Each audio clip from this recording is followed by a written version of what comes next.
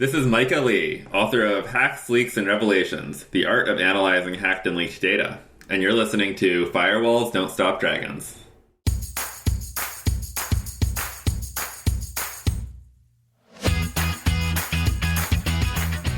Hello, everybody. Welcome back to Firewalls Don't Stop Dragons. I'm your host, Kerry Parker. Welcome to 2024. Happy New Year, everybody, once again. I know I said that last week, but I actually recorded that a month earlier.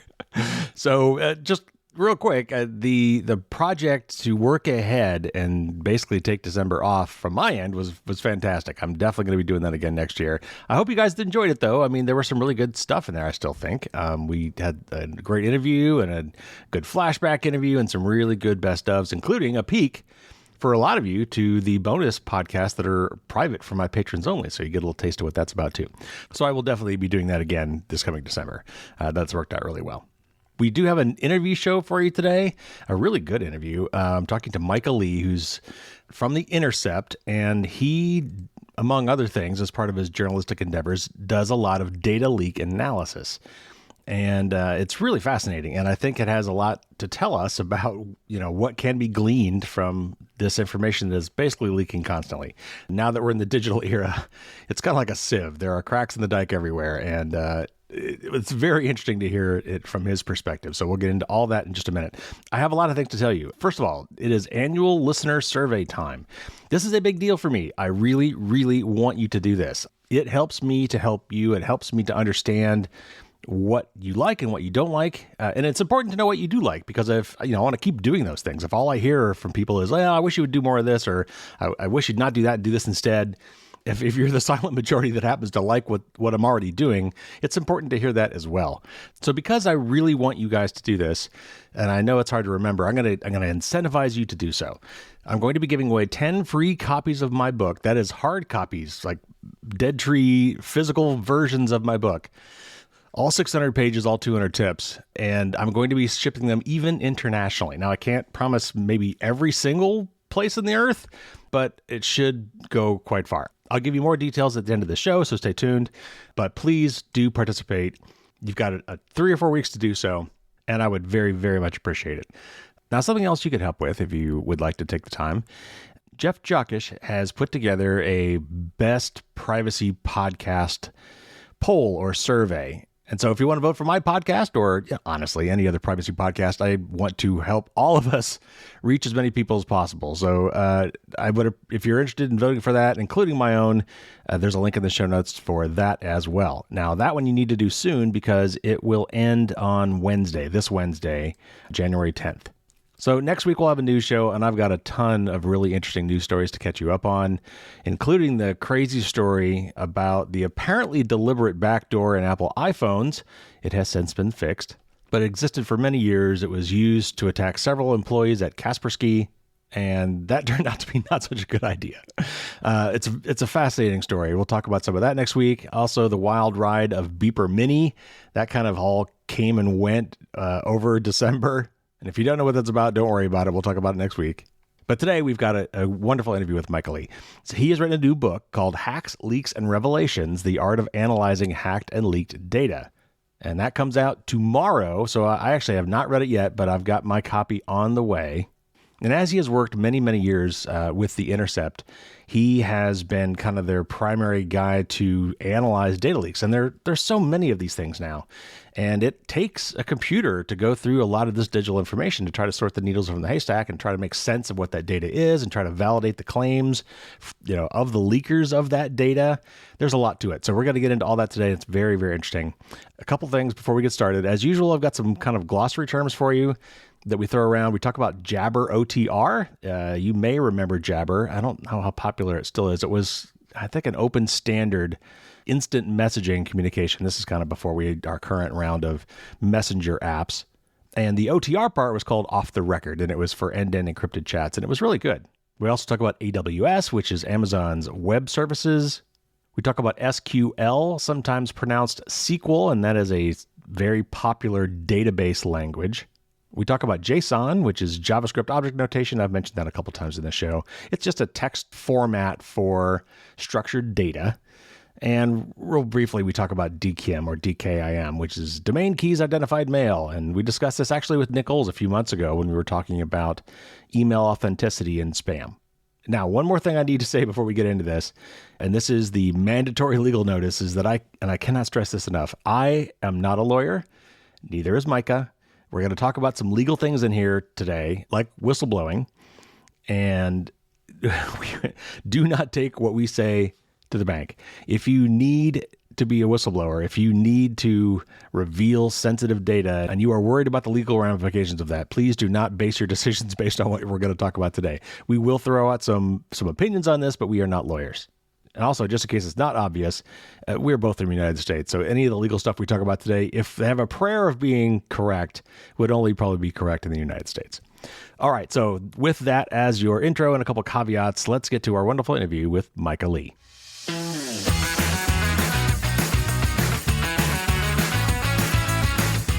Micah Lee is an investigative journalist, the director of information security of The Intercept, and the author of the book Hacks, Leaks, and Revelations, The Art of Analyzing Hacked and Leaked Data. Welcome to the show, Micah. Thank you for having me. Well, I've seen your stuff. I've followed you on social media for a while, but that's probably where I saw the notice about the book coming out, which I believe, if this is timed right, was coming out tomorrow, January 9th. Is that right? That's right. All right. So perfect timing for that.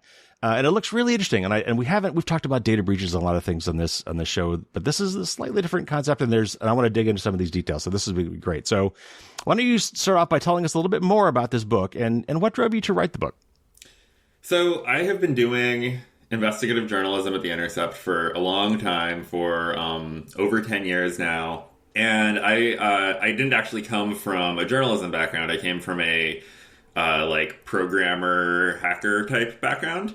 And so a lot of the work that I've been doing has been investigating leaked data sets. And so what I have noticed over the years is that there are very few people that have the skills to do this. There's a lot of big newsrooms that maybe hear about some sort of leaked data set, or a whistleblower sends them a big data set. And it's actually really complicated to do this, and I end up seeing that there's new data sets like pretty much every day. I only have a chance to look at like a tiny, tiny fraction of them. A lot of them probably have really big newsworthy stuff in there that's really interesting, and basically nobody is looking at them. And so I'm just drowning in data sets. There's way too much for me to handle, and so I kind of wrote this book to make more of me and to make it so that more people have the technical skills that they need to start doing this. I specifically made it for journalists, but also for, researchers who maybe work for NGOs or nonprofits or activists that are interested in some topic. You hear about a data leak and you manage to download a copy, you could pick up the book to figure out what interesting stuff you can find in there. Tell me a little bit more about data leaks versus like data breaches. So we hear about data breaches all the time. I talk to my audience about the show because unfortunately they're very common. But a data leak and a data breach is not really quite the same thing, right? So tell us a little bit about maybe what the difference is between a data leak versus a data breach. And as an example, like what are some of the more famous or impactful data leaks, historically speaking? So there aren't really formal definitions of like what a data breach is and a data leak is, but a data breach, these happen all the time. Generally, it's when some company has a bunch of data and they get hacked, or maybe they have some sort of like misconfiguration. They accidentally expose a bunch of data to the public. It's not even necessarily a hack, and a bunch of data gets out there. Sometimes it's just a specific hacker or hacker group or organization that gets it. Sometimes, like in the case of ransomware, the group might actually publish the data on the internet. And I feel like data breaches and data leaks kind of can merge at some points. I think that the big leak, the big difference between leaks and breaches is that leaks are what journalists focus on. Leaks are what get reported on, and a lot of times leaks can be like internal whistleblower data breaches, basically. So I feel like really any data breach could actually end up being kind of treated like a leak. Right. But most of them aren't. Just because, like cybercrime is so prevalent, most of the time it's just tons of people's data is hacked, and then the data gets traded on sketchy forums online and sold and stuff like that. But sometimes, there might actually be some real newsworthy revelations in there, and journalists will report on what they find. You're right. There are no formal definitions, which is why this gets a little murky. But in my head, it seems more like, the things like Edward Snowden, like even WikiLeaks, that leaks is right in the name, right?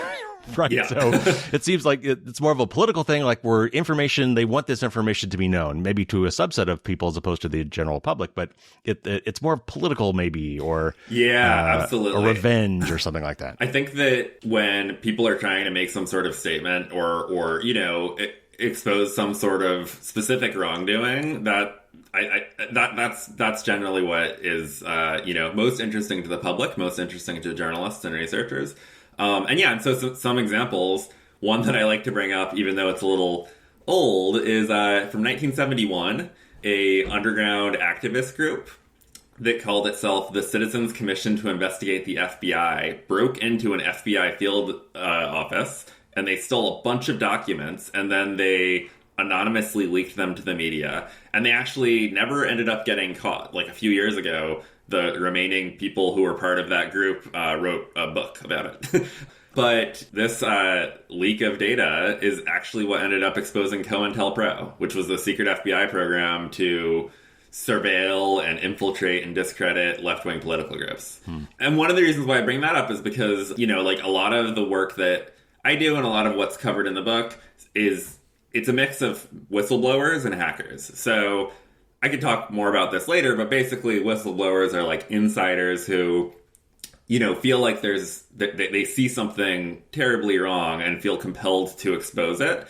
Whereas hackers are like outsiders who break in because they know that they believe that something's wrong. They break in, they steal the data, and then they give it to journalists. But in either case, once you have this data set, how you analyze it is kind of similar. So the book kind of covers both. But this is sort of like an analog version of the hackers. But yeah, some other big data leaks, definitely the 2013 Edward Snowden leaks of NSA documents. Basically, in 2013, Edward Snowden, who was an NSA and CIA worker, took a massive trove of documents and handed them to journalists. And that's actually how I got started in all of this. That's how I accidentally started doing journalism. At the time, I worked for the Electronic Frontier Foundation, and I got a anonymous email that was encrypted, PGP encrypted to my key, from someone. I didn't know who they were, and they were just like, "Hi, I need your help. Could you help teach some journalists how to use encryption? It'll be really helpful."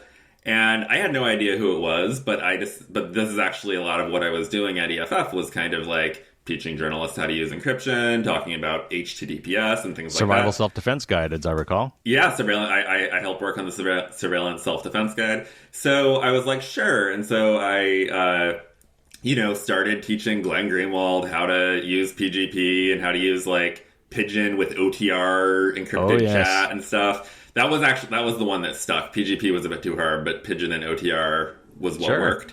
And I Laura Poitras already was using PGP, but I helped like verify her fingerprint.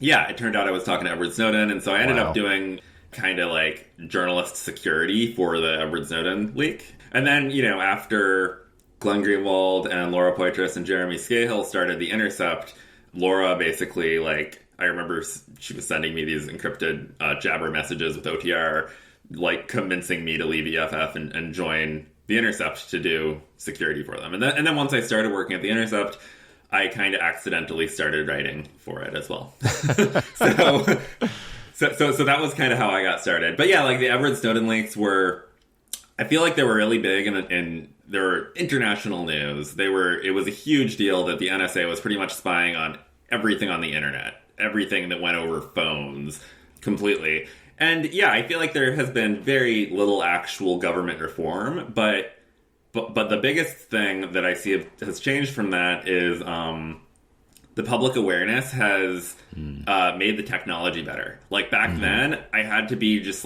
spending weeks trying to teach a journalist how to send an encrypted message, but now we have Signal. That didn't really exist. Back then, most of the web wasn't encrypted. Now HTTPS is pretty much everywhere, and browsers are giving warnings if you go to a website that doesn't have HTTPS. Right. So, and it's like, I feel like that, like all of these changes, like just the whole internet being much more secure is probably a directly related to the Snowden leaks.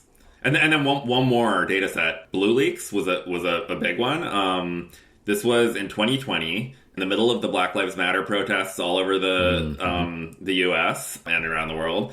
Somebody hacked, Anonymous is the group that took credit. Anonymous hacked hundreds of law enforcement websites and leaked about 270 gigabytes of police data to distributed denial of secrets.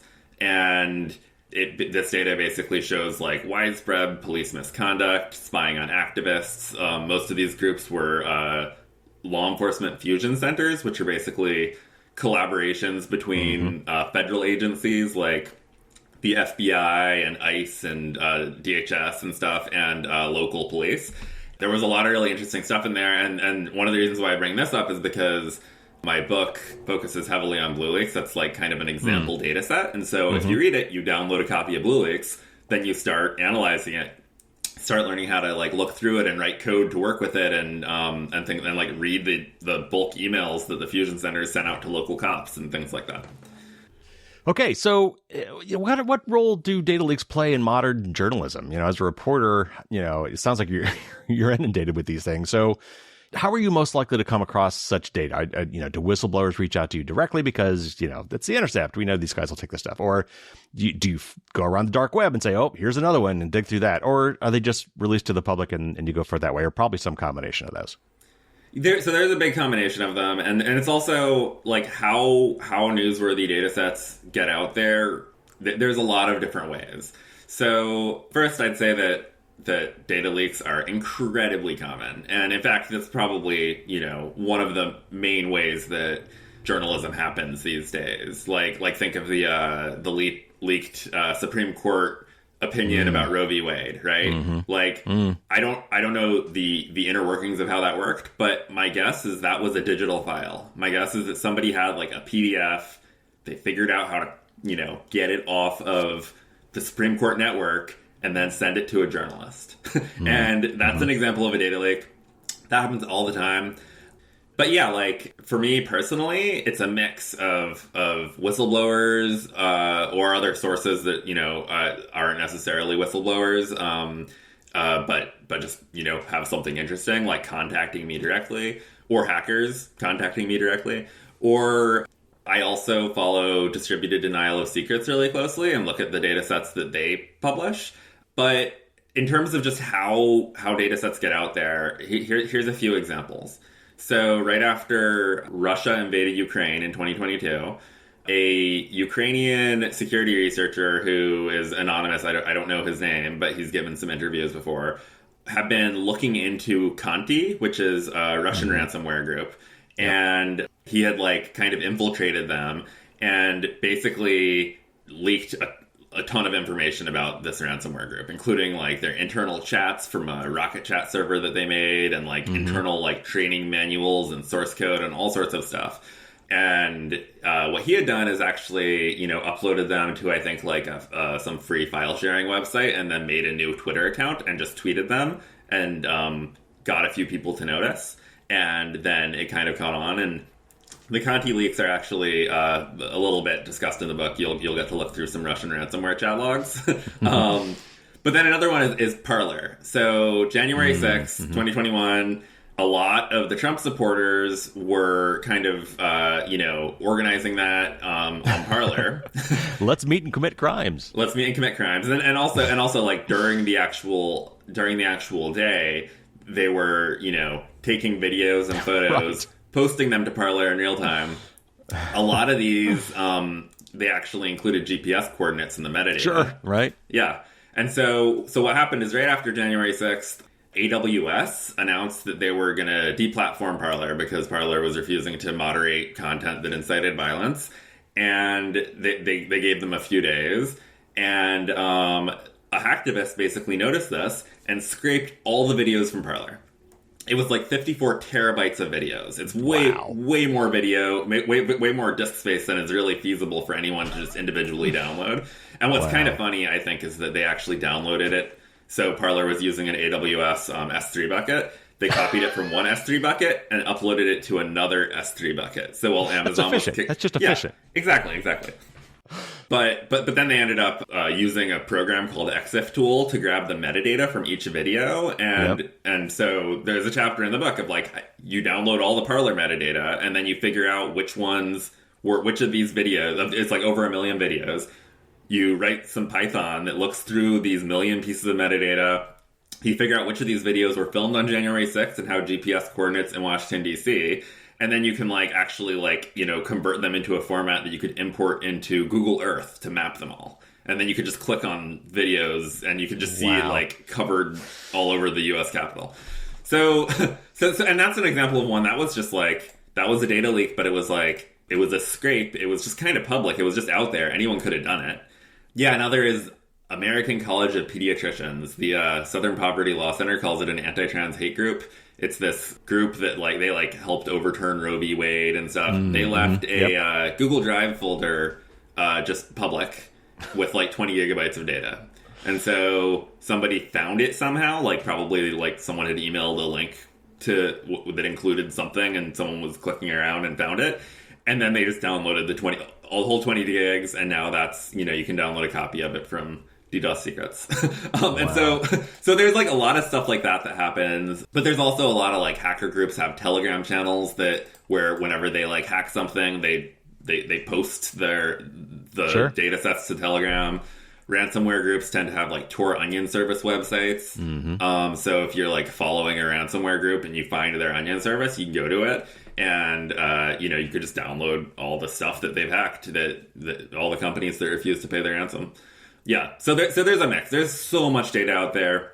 And like I was saying, I don't have time to look at, I look at a tiny fraction of it. And so mostly for me, I just follow what DDoS Secrets kind of curates. And then also, when people reach out to me directly. Wow. Okay. All right. So you found a data set. You've decided this looks interesting. You've downloaded a copy of this data. You've got whatever claims are being made about this data by the data leaker, about what that data represents. So now what? And this is, I'm sure, what your whole book goes into, but in 25 words less, no. In a much expurgated version, walk us through your process for how do you validate that data? How do you understand the import of the contents? And, maybe how do you back up the claims that were made about that data? What you do really depends on the type of data. It's entirely different if you have, an email dump versus if you have a data, a SQL database versus if you have a collection of Office documents, right? It really just depends. So there's different ways of going about doing it. In general, it's really good if you could use OSINT, open source intelligence. So basically, if you can find information in the data and then find other information just out there in the world on the internet that can that matches up with what's in the data. Corroborate what's there. Exactly. And there's a lot of different techniques. For emails, there's email headers that you can use called DKIM headers, where you can actually use some cryptography to verify that this email was actually sent by this email server, right? And things like that. So there's some ways that you could actually have some kind of cryptographic proof that this was real and not modified. Normally, it's not that easy, but I could just give you an example. So one of the pieces of journalism that I did in the last few years, this is one of the case studies for my book, is about America's frontline doctors. This is an anti-vax group that I didn't really know anything about them actually at the time, but I got a Signal message from a hacker who was anonymous. I had no idea who they were, and they said that they had hacked the horse paste peddlers and that they were hilariously easy to hack. And I looked into America's Frontline Doctors, and basically it was this group that was selling ivermectin and hydroxychloroquine as cures for COVID. Mm-hmm. And the more I looked into them, I saw that, they kind of were founded as kind of associated with Trump's 2020 campaign, election campaign, to try and get him reelected during the pandemic. And Simone Gold, the founder, she's a January 6th insurrectionist. But basically what this hacker had sent me was about 100 megabytes of files. And when I uncompressed them, it was bigger, but it was basically patient records. It was like hundreds of thousands of patient records from the telehealth companies that worked with America's Frontline Doctors, and also pharmacy prescription records. And so I needed to figure out if this was real or not, and also like what was in it. But basically with this information, I actually realized that I could figure out how much money this group was taking in and how many patients they had, and also other things like the patient records included birth dates. So I could figure out how old all the patients were. I could figure out like, and it was actually pretty terrifying. It was something like 72,000 people had paid for these telehealth consultations. They paid at least $15 million for like fake healthcare, but probably actually much more because I only had a portion of the data. I was missing a lot of the data. And, like the majority of them were like over 50. But basically, once I had done a bunch of analysis of this data, I wanted to know if it was real. So I knew I had the email addresses of all of these patients. And I was like, okay, this is like an anti-vax kind of Trump-associated group. And so I was looking at how could I figure this out. There was this other data leak called from a social network, Gab, which is this other right-wing social network. And this Gab leak, someone had hacked Gab like a year or two earlier and it had posted all the information, and I had a copy of it, and it included 38,000 email addresses. So I was like, maybe some of these Gab users and some of these America's Frontline Doctors patients overlap. So I basically wrote some Python that like grabs all the email addresses from the patients, grabs all the email addresses from Gab, finds some overlap, and I found a bunch of overlap. And then I just went through Gab. I looked at these people that were allegedly America's Frontline Doctors patients, and I found, several of them, like 15 or 20 that were together. I went through all their Gab profiles, and I just read what they had been posting to Gab, and I found a handful of them posting about getting their hydroxychloroquine from America's Frontline Doctors. And so that made me really confident that this was real. Right. Right? And so that's an example of using, like, OSINT mixed with, other data leaks to verify it. Yeah, that's a lot of things about data leaks. And even when people, a lot of companies claim that they're aggregating data and anonymizing data, but you start correlating that with another set of data, you can identify people pretty quickly. Yep. So there are obvious ethical questions with some of this stuff. In this case, we're talking about personal, people's medical records. But also when you're talking about maybe stuff from governments, then, they always say we're worried about sources and methods. You could expose our sources. So how do you handle that? You could be burning agents in the field who, at the low level, it could mean them losing access to this data going forward. They could be burned as a source, or they could be arrested and killed. So I'm just curious, as a non-journalist, are there standards and practices for these things? Do they teach us in journalism school? Is this just something you learn on the job? How do you handle the ethics of holding this data? I mean, that's a really good question. I never went to journalism school, but also, I don't think they really did teach this stuff in journalism school, 10 years ago when I started anyway. I think that this is all kind of cutting edge stuff. I know how the Intercept handles this stuff. So when we have a sensitive leak of data, the main things that we want to do is we really care about protecting our source from retaliation, from getting fired or maybe getting arrested or maybe even getting murdered, depending on what the data is, right? We want to protect the privacy of, unrelated people that have nothing to do with it. Like, data leaks are just full of people's private information. Like this America's Frontline Doctors thing, that we weren't going to publish, the name of any patient or anything. That's not what it's about. It's about this anti-vax group, profiting off the pandemic, not all of these people. And we really want to expose corruption and crimes and wrongdoings. And so, about government data sets that are, secret or classified that could expose sources and methods. I mean, I think an important thing to consider is that as journalists, it's not really our responsibility to protect the government's secrets for them, and especially when those secrets are covering up crimes, right? So, I think that if we have reason to believe that someone could be harmed by publishing something, then definitely we'll put that into consideration and probably not publish it. But for the most part, just because something's classified doesn't actually mean that, and just because, publishing a classified document means it might expose some sources and methods, doesn't mean that we shouldn't do it. So what we really do is we consult with, editors and lawyers, like for every sensitive data set to like try and talk through all these issues. And then also oftentimes outside experts that know more than we do. And then we make a judgment call about whether or not this is in the public interest. So like COINTELPRO, that's definitely in the public interest. It's not like, yes, that was all secret. It was all like, yeah, there was a lot of sources and methods when that got exposed. Like the FBI is trying to convince civil rights activists to commit suicide. Like that's a method that got exposed. Right. Right. But yeah, and the Snowden leak, like spying on everyone in the United States without a warrant, right? Like, yeah. So under what circumstances do you ever reach out to government agencies or private parties, if the case may be, where you say, look, we've got this information. Here's a story we're going to run. Here's the kind of things we want to say.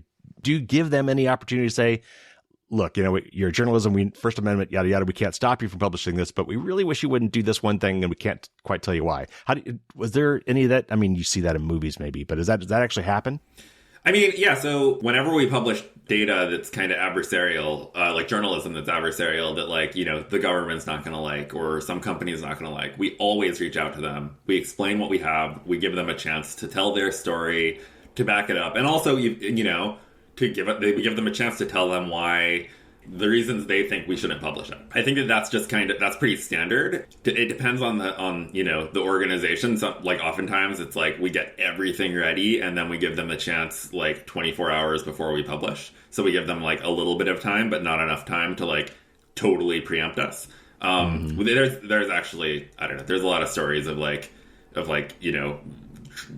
some organization handing the story to a friendly journalist to publish first, or other things like that, or trying to like quickly like sue us before we can publish, or whatever. Mm-hmm. So we always give them it's always good to like hear everyone's side and to quote them. So pretty much, so like if we're going to publish a secret FBI document, we are definitely going to contact the FBI before we publish and say, hey, FBI press office, we have this document that shows, that like the FBI has been spying on Muslims in mosques or whatever it is. We're going to publish it.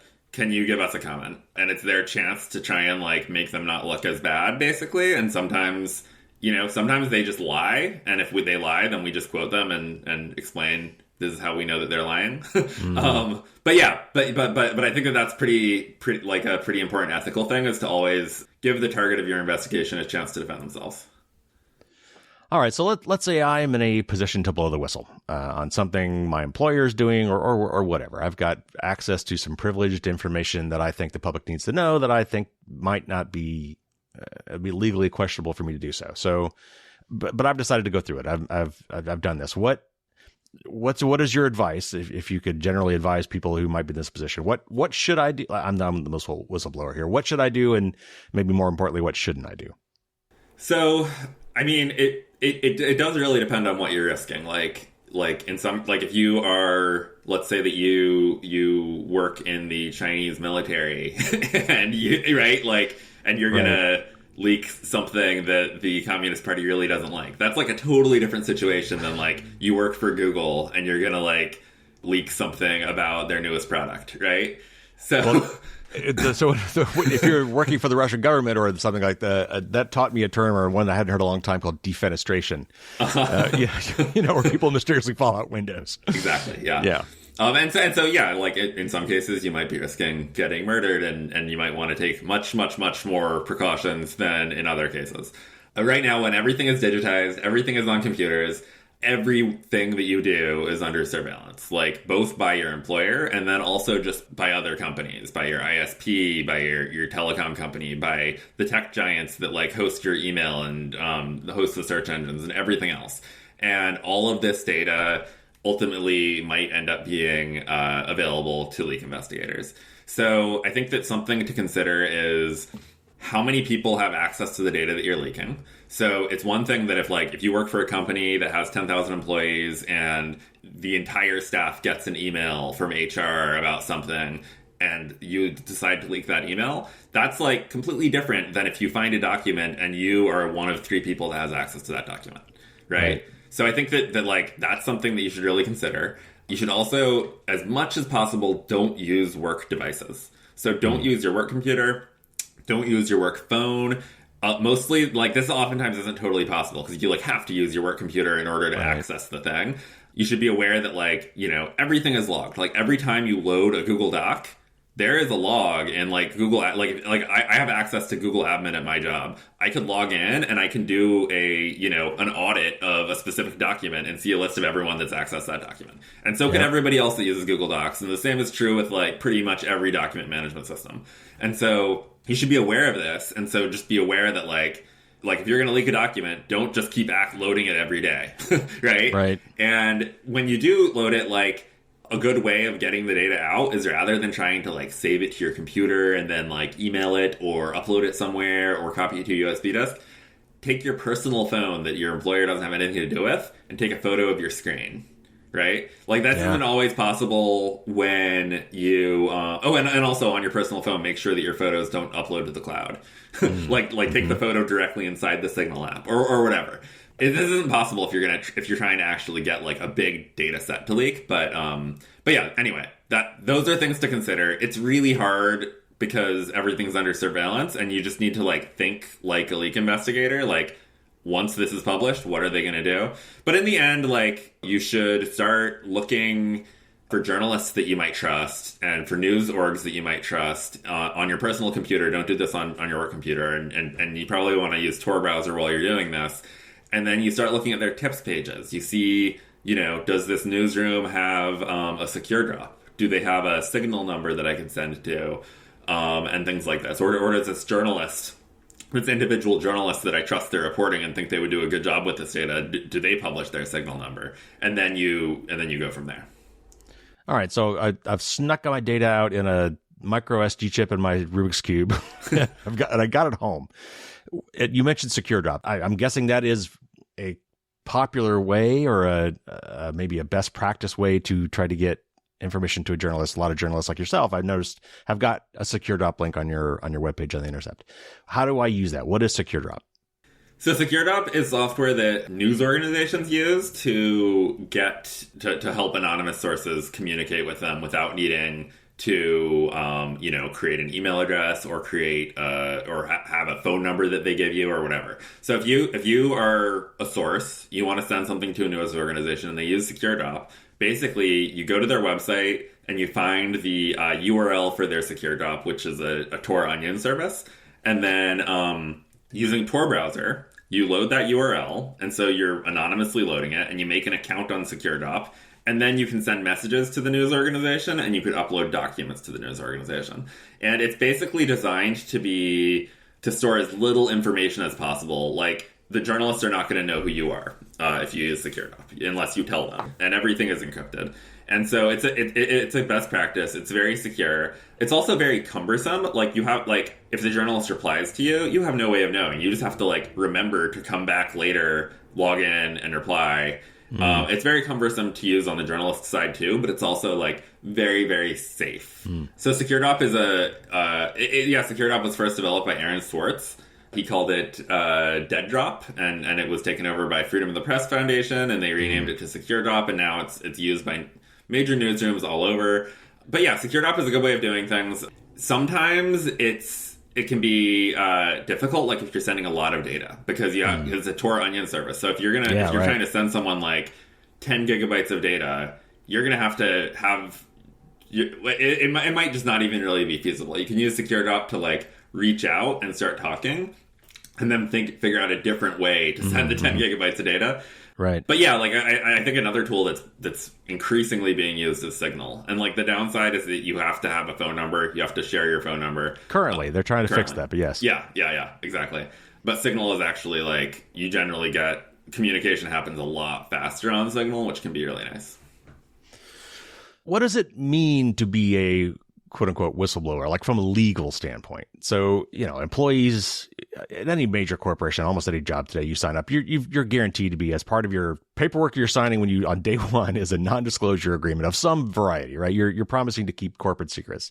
And, government employees actually hold up their hands and take an oath. So how do you determine when you have a legal right to break those kind of commitments? And, and how do you, and there's ethical considerations too, right? I mean, a lot of people will just think, I gave an oath, whether I'm breaking this oath. How do you counsel people to work through that and understand, from a legal standpoint, whether they can do it, whether they probably are likely to have legal protections? And we're only talking the U.S. here, because I know the laws are different outside the U.S., but so let's stick to the U.S.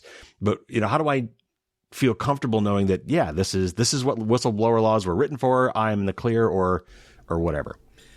I mean, I think it's really hard. Like, if you're deciding that you're gonna be a whistleblower, there's always gonna be risks, even if you think that you have a really good legal argument.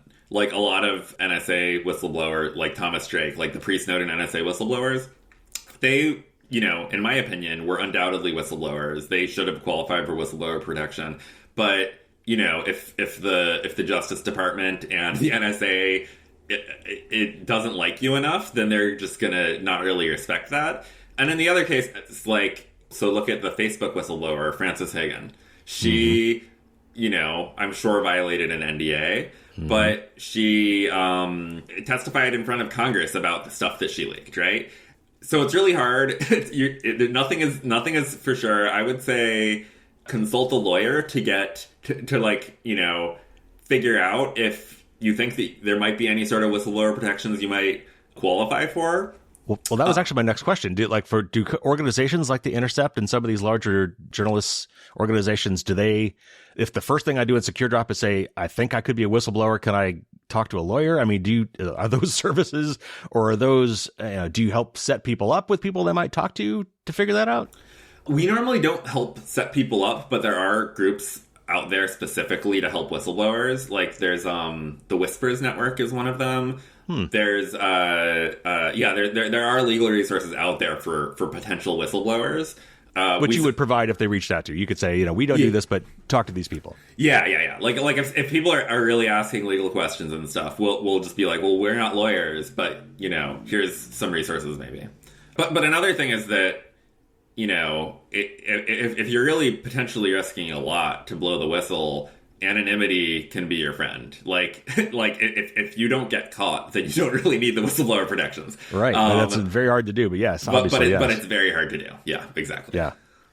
So, all right, your book, and I haven't read it, but just looking through the table of contents that I was able to get off your the book's website, you talk about a lot of different computer tools for analyzing data, even to the point of writing code in Python, which is my preferred language, so that's great. You've already kind of said that these things are not easy for an average non-technical person to do. So if I'm just an intelligent person who wants to try to pick up these things and maybe play around with it, and I have the time to invest and read your book, for example, how hard would it be for me to pick up these things and use? Are these tools that you're using all publicly available tools? Are they free? How hard is it to do what you do in this book? So I wrote the book. I designed it for total beginners with no experience.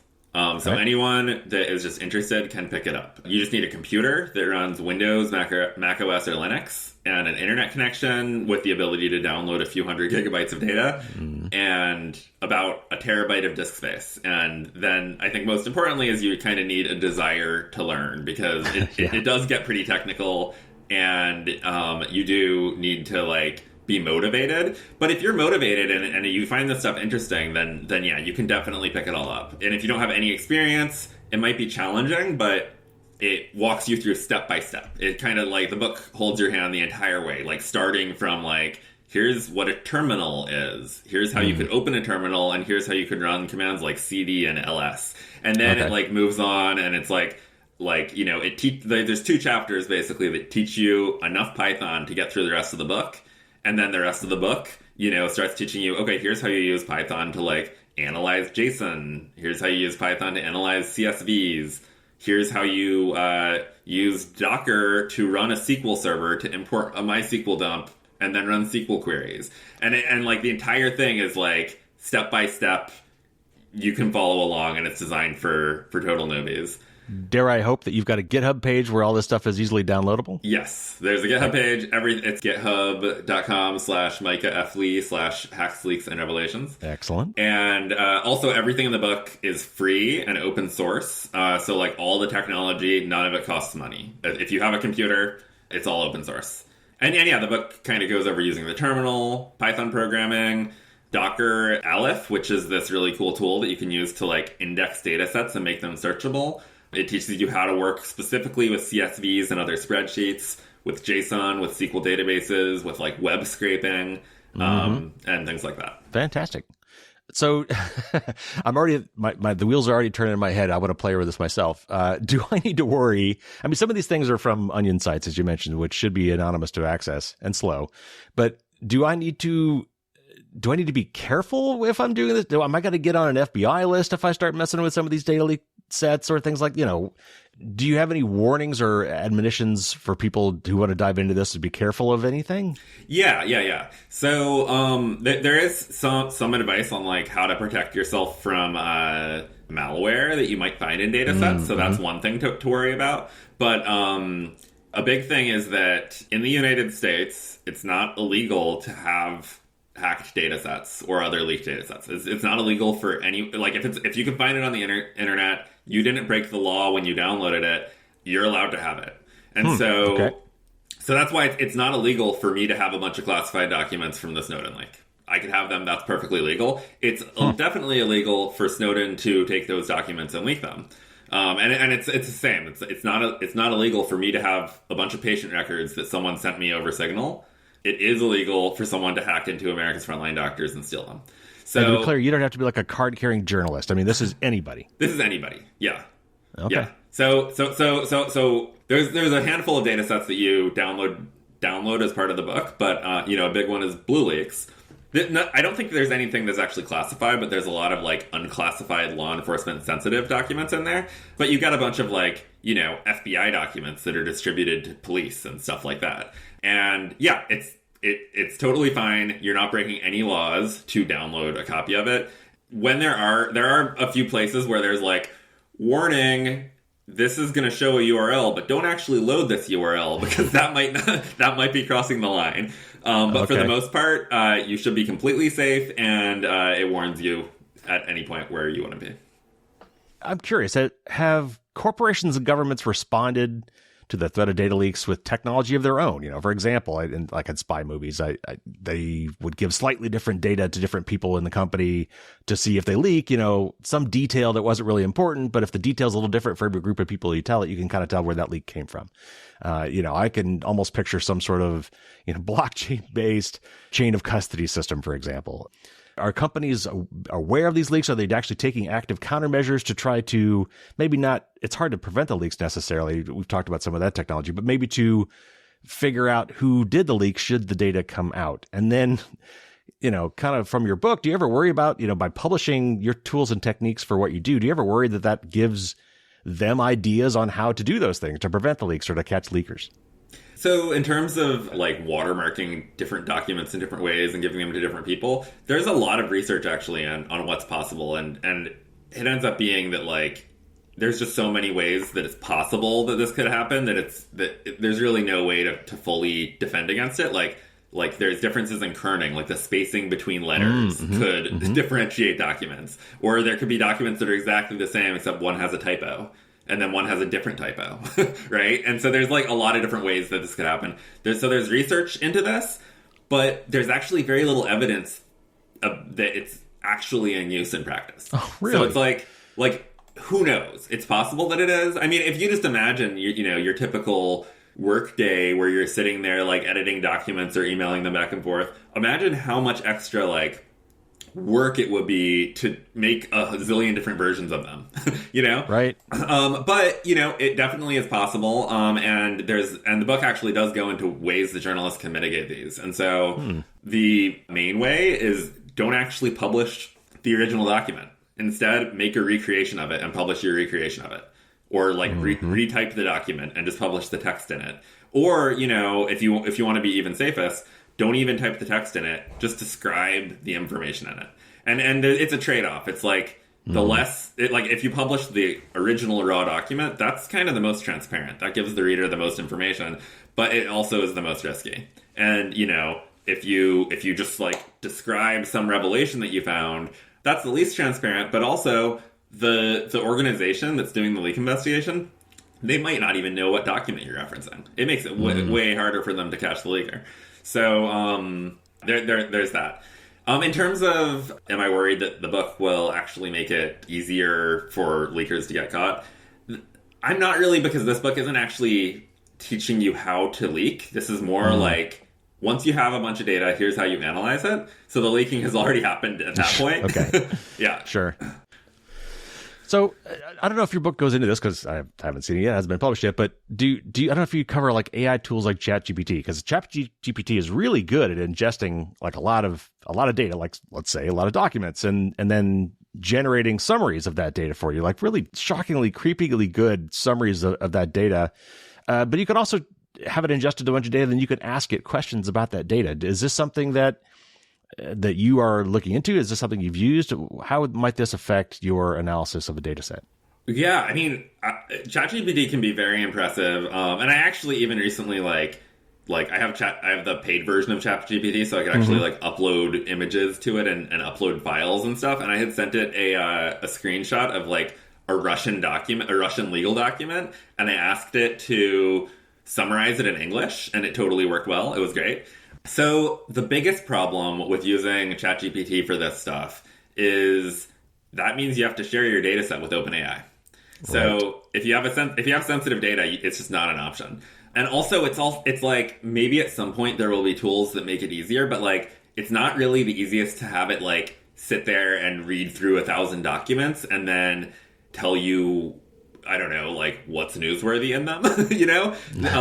What I feel like ChatGPT is actually the best at, and in fact, what I feel like you can do if you're not super tech savvy, but you want to learn this stuff and you're not super confident that you'll be good at, you know, programming in Python or whatever, like if you pair it with ChatGPT, you're not going to have a problem at all. So ChatGPT is great at writing code and helping you solve problems without having to share data with it. So you can be like, I have a data set full of, you know, CSV files, and, you know, here are the columns. Can you write me some Python code that loads them all and, you know, summarizes this stuff, and then give me some code to, like, graph it? And it'll just give you the code, and, you know, you might need to, like, understand it a little bit to fix the little problems, or to, like, ask it to fix problems for you. But, like, I feel like that's where it's the most helpful, is it could just really, really speed everything up by helping you work with different types of data, helping you write lots of code, helping you write SQL queries, actually. You could be like, I have a SQL database. Here's the name of the table and the columns. How do I learn, you know, the total amount of money that, you know, everyone in this category, blah, blah, blah, blah, and then it'll write a SQL query for you, and you can run that. So, yeah, that's where I think it's super helpful. As we wrap up here, we've talked a lot of very technical stuff, and I'm going to guess that most of my audience are not going to run out and whistleblow tomorrow. You know, so what might the average non-technical listener take away from everything we've talked about today? And maybe why might they want to be interested in reading your book? How could we apply this sort of critical thinking and maybe even some of these, you know, data analysis methodology to our everyday lives? And the thing that popped into my head when I was thinking about this is 2024 is here, and the election this year is going to be nuts. And you know, with ChatGPT and all these other tools being used against us, social media is going to be full of mis and disinformation. There's some of these techniques or some of these approaches to data leaks where they might help us to sort through these things and maybe insulate ourselves against these things, or maybe even protect other people from being pulled into this stuff. Yeah, I mean, I think that everyday non-technical listeners, I think that verifying authenticity of data sets with like OSINT, like that sort of thing, you can do that yourself to protect yourself from disinformation. If you see a tweet and, you know, hopefully you have enough critical thinking to not trust anything you read, you know, like there's actually a lot of things you can do to go and verify if this is real. Like try and find the original source, try and see if you can find outside information somewhere else on the internet that corroborates it. And I also just think that, just in general, understanding how real investigative journalism actually works can really help you stay skeptical when you read news articles, especially news articles from, you know, some source you aren't familiar with already. There's a lot of fake news. There's a lot of disinformation. And if there's claims that are being made, you know, like how do they know that? And so I think that understanding how this stuff actually is made responsibly could help you spot the fake stuff. How do you know what news sources to trust? How do you, obviously you like your own organization, but as a non-journalist, as a regular everyday person, how can I evaluate the sources of this data and know which news sources and news organizations have the more high quality backed up information? I don't know. Yeah, right. That's a tough one, right? That's a tough one. That's a tough one. I mean, like in general, a lot of the big mainstream news organizations definitely have biases, but at least have journalistic standards. And so I think that, like, if you're familiar with, I think that for the most part, the Washington Post isn't going to straight out, like, lie to you or give you disinformation, although occasionally it might, but then, like, I think that it's really hard. I think that you really just need to kind of, like, develop critical thinking skills, figure out which, newsrooms and individual journalists you kind of trust, and go from there. And, you're definitely always at risk of, like, being in your own little misinformation rabbit hole and not realizing it. Right. But I don't really have a good answer for that one. Well, I think multiple sources is good too. So if you see it one place, that's one thing. If you see it multiple places, then they can corroborate each other. And kind of like peer-reviewed journalism and science, right? I mean, you should have some of these organizations should be kind of working to back each other up, or at least, fact check each other. But yeah, it is tough, and it has gotten harder, certainly, than it has been. So anyway, Micah, we could go on for hours. Thank you so much for coming on the show. That was just a fascinating subject. We'll definitely have to have you back again some other time. Thank you so much. This has been really fun.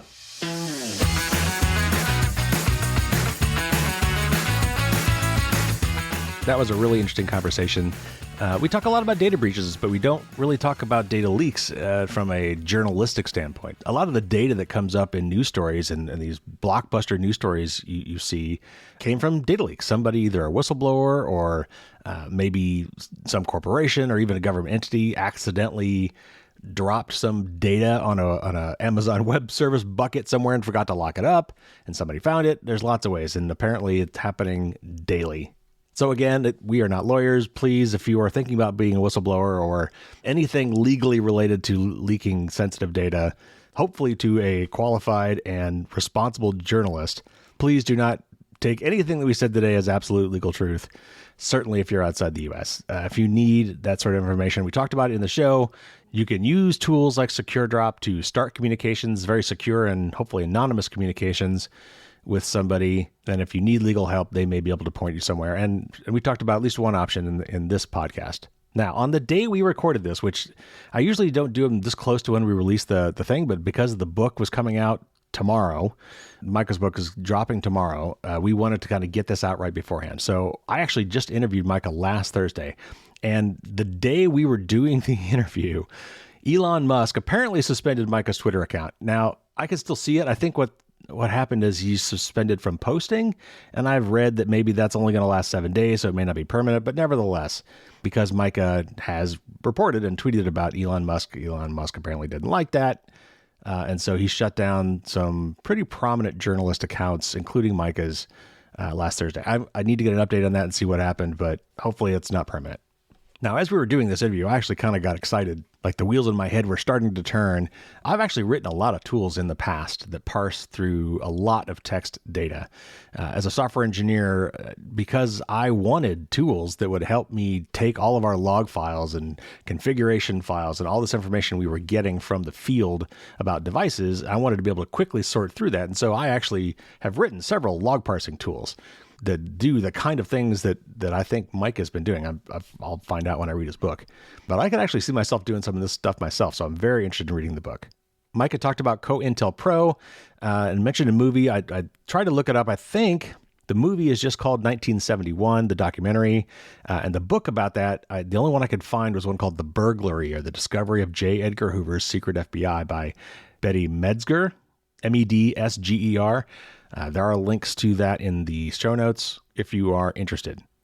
Now, speaking of Mike being potentially blocked on Twitter, for the bonus content for the patrons, which you guys will get on Thursday, I had to ask him about the Twitter files. And journalistically speaking, like I didn't want to get into the political parts because that's kind of off the rails. But I did from a journalistic standpoint, I wanted to ask him about the Twitter files because I know he's reported a lot on Twitter on Elon Musk. Again, as we now know, Elon wasn't too happy about that.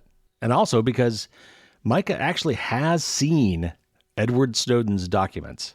He was at the Intercept, and he was one of the very few people on this planet who were able to analyze all the documents.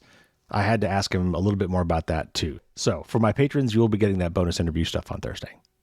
So annual listener survey. I do these every January now at this point. It's very easy to find. You just go to fdsd.me/survey2024, all lowercase. That will take you right to the Google form.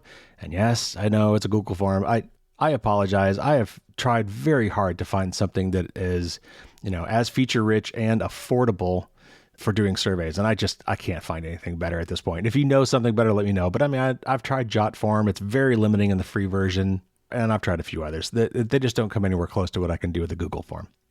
So anyway, this survey, it asks a lot of questions. Only a few of them are actually mandatory, but I would very much appreciate it if you would fill out as many as you can. It is anonymous. You can leave an email, and I'll come back to in a minute why you might want to do that. Otherwise, it's completely anonymous. There's a little bit of demographic information in there, but mostly what I'm asking about is the format of the show, what you like about the show, maybe what you'd like me to change about the show. I do ask some questions about social media. I really would like to simplify my social media footprint this year if possible. So I really want to know which of my social media outlets are most important to my listeners. And I also solicit various types of feedback. And there's at least one place in there where you can give me any feedback you would like. And I would very much like to get your input on what you would like to see me do with the show. Guests that you'd like me to interview, topics you'd like me to cover, that sort of thing. So this is your chance, your annual chance to do that. I absolutely read every single one of these things.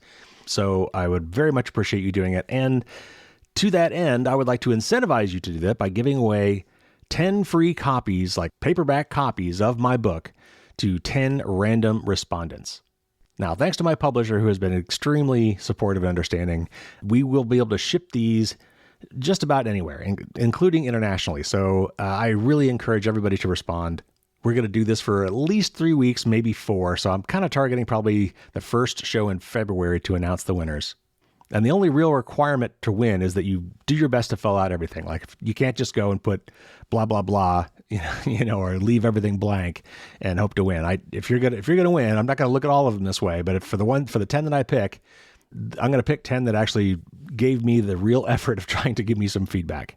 And I may even come up with like a special top 3 winners that might get more books or maybe even a signed copy of my book. I'm still thinking about that. But at the bare minimum, I'm going to be giving away 10 hard copies of my book to 10 random respondents. So you have a few weeks to do that. Again, the link to remember is fdsd.me, that's as in Firewalls Don't Stop Dragons, fdsd.me/survey2024. And of course, there is a link to that in the show notes. Reminder, the Best Privacy Podcast poll by Jeff Jockish, if you want to reply to that, to vote for me or somebody else, you must do so by Wednesday, January 10th. So just looking ahead real quick, next week I'm going to be doing my annual New Year's resolution show, and I'm going to kind of tell you what my goals for me, for the podcast and for the blog and the book and all those sorts of things are. I'm going to tell you what my goals are for myself for 2024 and how you can help me with those, as I will try to help you with the New Year's resolutions that I'm going to be recommending that you try to take care of in the next year. And then we're finally going to have our interview with Nick Weaver, where we'll talk about killer drones, AI drones. And I've got several other interviews either already recorded or in the pipeline. I'm actually, at this point, almost booked out into April. So lots of great content coming your way. If you have not already, now would be a wonderful time to subscribe before you forget, and that way you'll get all of that goodness right when it happens. So that's it for this week. Take care, everybody. Stay safe out there. And until next time, don't get caught with your drawbridge down.